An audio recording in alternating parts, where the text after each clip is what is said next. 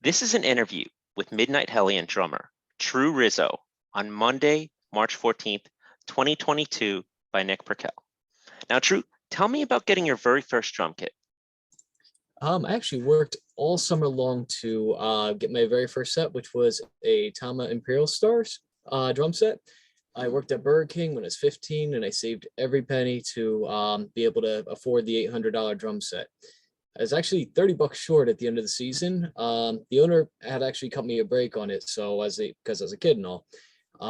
And he actually became a really good friend and also a boss to me on several occasions. I still have that set to this day. It's kind of in retirement from playing live because it's a set from 1982, and I'm at least the second, if not third owner. Some parts are starting to fall apart, this, that, and the other thing, but thing's huge. I love it. Sounds great, but it's just a little too bulky to bring around nowadays too. Now, what kind of music education have you had from schools and private tutors over the years? Actually, my very first education with music came from my mother. She taught me how to play the piano at a very young age. And when they started having music programs in school, I started taking formal lessons on the violin, and also moved over to tenor saxophone and cello in school. And on my own, I took up the drums, bass, and guitar, and kind of in a way became addicted to learning how to play instruments. I took the private instruction as well from the band director for a few years during the summer breaks and all that good stuff as well. And in high school, I studied drums under Tony DeNicola. I actually got accepted into college from playing tenor saxophone. Unfortunately, that was the last time I actually picked up the instrument, because a lot of times passed, unfortunately, since then, and drums and guitar kind of took the forefront. Now, what is your sound system like, and how often or how do you listen to music? Oh God, unfortunately, I don't really have too much opportunity to listen to music at home too much anymore. But sound system wise, I have two old PA speakers, which have each speaker has three 12-inch speakers in it. So it can get pretty loud, and I can't crank it up too much because otherwise the needle jumps on the record player. So I always do that in the car test. I always love listening to music in the car because to me, it really does sound purest when you're on the road, especially like if you're listening to like mixes from different tapes and all that stuff too. So like when we were going back to the playback for Kingdom Immortal, I would actually listen on several different stereo systems, from like a simple boombox, headphones, computer speakers, the car. And the car was always the ultimate, where you had different frequencies you could hear better on there. Now, I know some people like to write in layers, others like to take sets of riffs and put them together. What's your personal philosophy on songwriting? You just gotta let it flow naturally. If you have to force it, it will sound forced. Sometimes it comes in just by riffs. Other times the layers kick in later or initially. Sometimes it just even starts with the lyrics. Personally, I think that whatever works best for the band is key. Now, when it comes to classic albums Alex Perialas has been a part of, what are three albums that you know he was the right choice to work with? And speak about each one. Well, I come prepared. If you can see that from there. Yeah. Nice SOD shirt. Yeah, thank you. I would say actually that is one of them right there, the Speak English or Die record, as well as Anthrax's Spraying the Disease. They were done in the same session, so there's some overflow between the two records. To me, March of the SOD, the song is the heaviest riff ever put to tape. And the overall sound, from everything from the guitar and bass tone to the snare drum and the cymbal separation, made these two of the best records ever put to tape, sonically speaking. Personally, they're two of my favorites too, but just from an objective standpoint, I think that just sonically they are incredible masterpieces. In addition, I would also say the Taking Over record from Overkill, like Anthrax and SOD, it's the total sound. To me, it sounds the most huge out of all of Alex's 80s work, in my opinion. Just something about it is just so magical and just all encompassing. It's hard to pinpoint, but it's just huge beyond huge. And when it comes to a third record, I would have to stick with Overkill and go to Under the Influence for one reason, and one reason specifically. Alex had captured Dee Dee Verney's signature wet bass tone on this one. It actually kind of made that my favorite Overkill record because of the bass tone itself. Aside from the songs being great, but just the tone of everything was just incredible in there. I love the fact that all of his work is so diverse from band to band and record to record, even like for Speak English and Anthrax, even though they're the same session and there's overlap and even some of the same people in there, there's still a lot of different factors with it. Like we could tell that they're two different records. So you can't necessarily put like March of the SOD next to Gung Ho and think it's the same album. Wow. I mean, it's just like talking to you like that. I mean, it's just with me, with my record collection, I actually have 3 different Japanese pressings of Spreading the Disease. So I got like the vinyl, I believe the 1990 Japanese CD, and also I believe that the 2013 SHM CD. So it's just really, really kind of went nuts with that. I mean, I said to myself once, I'm going to get all the Japanese pressings of Spreading the Disease. Then it just kind of dawned on me like, no, I need to get other albums. But I do the same thing too. Certain yeah, albums, I just have so many different pressings on various formats too. It's like if it's a special album, it's a special album, and you got to have yeah. it all. Now, when it came to the music on Kingdom Immortal, what did you say to Alex on your vision on how you wanted the album to turn out? And what were Alex's thoughts on this?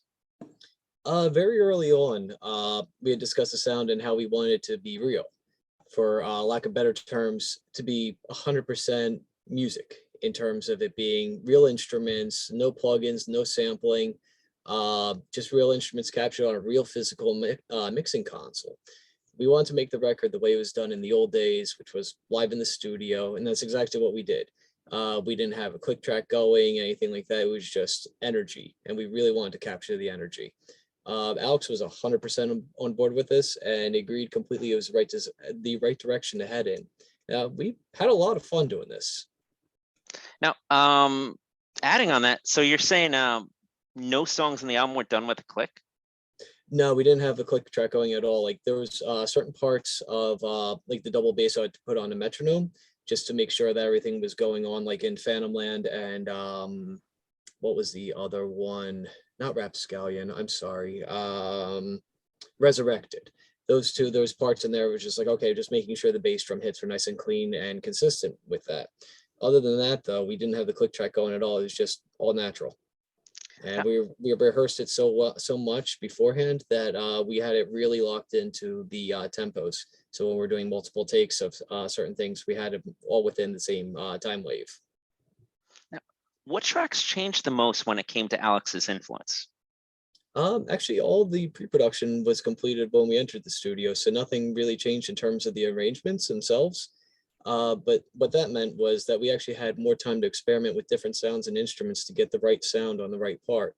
So, for example, Alex had a huge collection of guitars to choose from, and we brought in our own equipment as well. And we really didn't use too much of our own guitars because we had so much fun trying out what Alex had. And most of it actually came back to this one 1980 Les Paul Custom.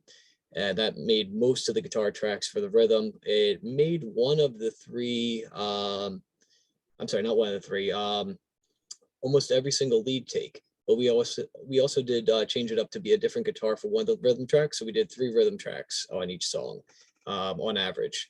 Sometimes we added a little bit more layers. We added some other things here and there too. Like for example, Army of the Dead, the ending section, we have a lot of guitar parts going on in there.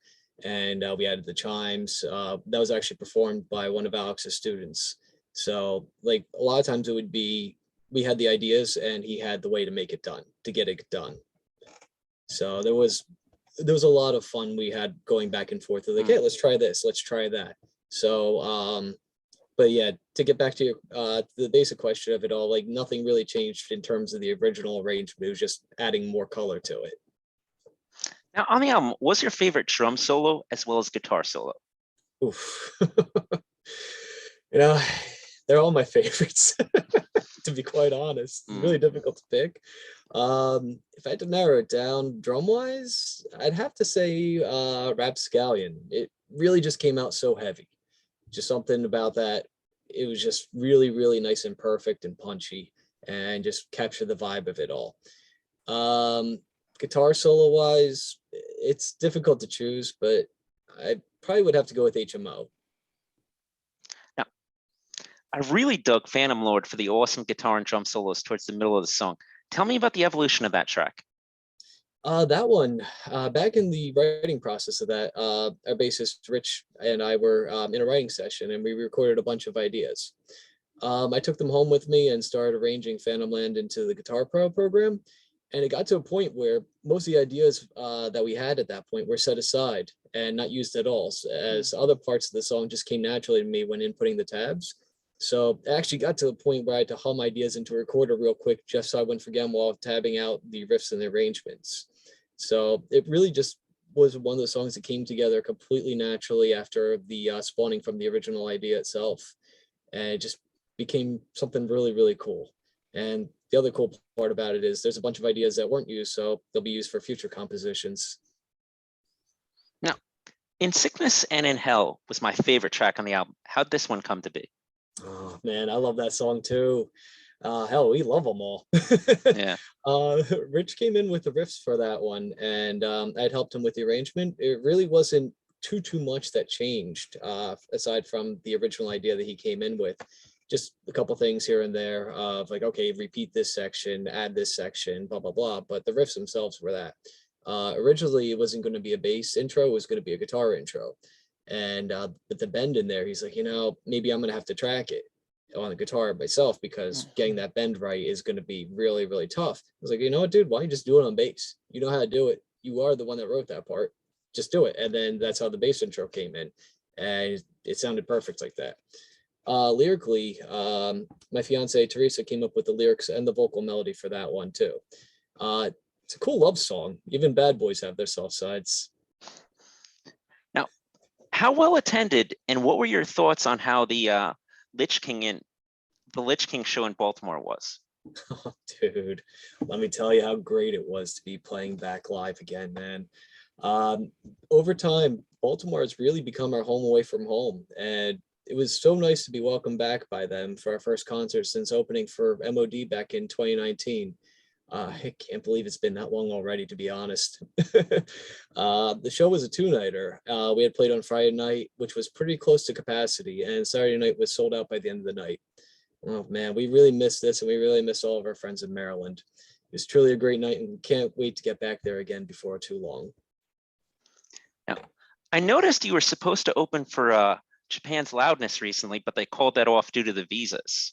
What do you see as the trend for bands touring in America as well as Europe right now? It's at least the third or fourth time now it's been rescheduled, unfortunately, but it definitely is going to happen. Currently, it's pushed back, I believe, for May 2023. I want to say it's May 8th for some reason, it's sticking out my head.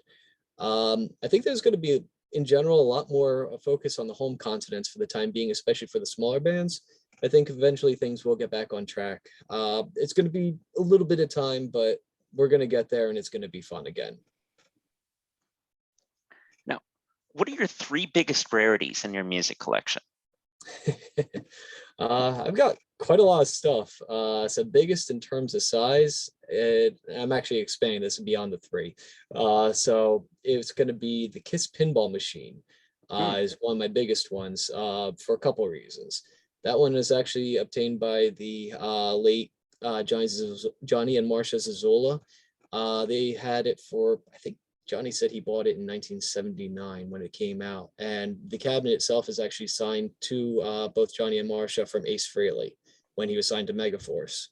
So that's something that I was like, yeah, there's quite a few thousand machines produced, but none were actually signed on the cabinet by Ace to Marcia and Johnny, except for this one. I actually also have Ryan Lipnicki's drum set from the Ironbound tour with Overkill.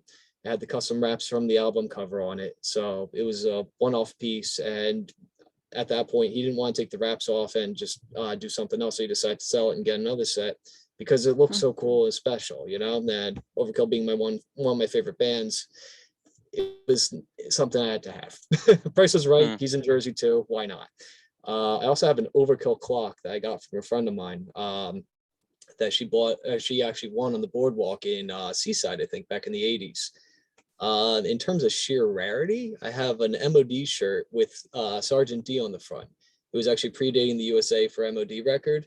So it's basically looks like very similar to the Speak English or Die album cover t-shirt, but it's all in red. It's got an MOD logo, and if the shoe fits, wear it instead of Speak English. I also have a Spinal Tap colander from 1992.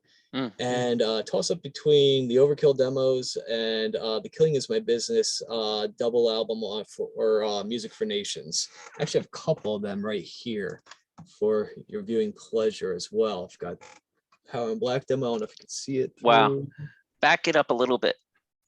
Okay, there we go. Okay, good. Background. Okay, and of course, the Spinal Tap colander. The official 1992 colander, they misspelled calendar as colander. So they were supposed to send 2,000 calendars out to the record industry. Instead, they had 2,000 calendars sent to them. That's the joke behind that one. Now, what is your most cherished Midnite Hellion related possession? Oh, I would actually have to say it would be the Kingdom Immortal album cover original painting, which I actually have right here.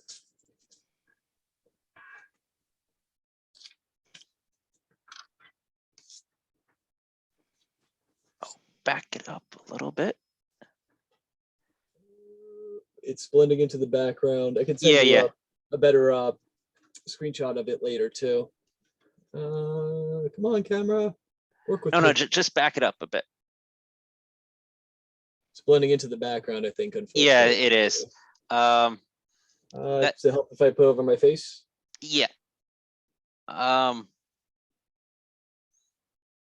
know, let me I'm sorry. It's just being a pain today. Yeah, that's how Zoom is. Gotta love it. I'll send you a photo of it later because it's really cool. Okay. And you were actually the first person to see it outside of the band. Oh wow, cool. And my fiance too. So everyone, and obviously the artists. But yeah, it's something really, really cool because they did a great job. Wait, is that the cover in the background? Yeah. Oh wow. Now, I was able to see that obviously, and also favorite urban legend or ghost story from New Jersey. Oof.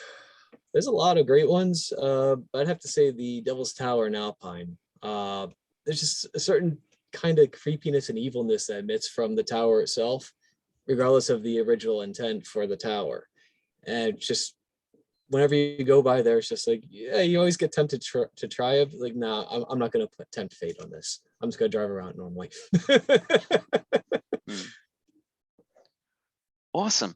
Now, would you like to go back to any questions? Well, one thing I definitely would like to add is with regards to the 3 records with Alex, definitely as a whole, it really came down to which albums sound the best to us over time. And we got a list going of all the albums, and they all came back to having the same person on each of them, which was Alex Perialas. And he just became like the defining person to really do this, you know, for us. Final words. Well, thank you very much for having me today. This was a blast. It's been a long time since we saw each other in person too, man. And it's always a great time hanging out with you. And I really appreciate you taking the time to do this with me today, and for all the support you give all the bands, and for plugging us, coming out to the shows, doing what you're doing, man. We can't do it without people like you. Do appreciate it. This has been an interview with Midnite Hellion drummer Rizzo on Monday, March 14th, 2022 by Nick Perkel.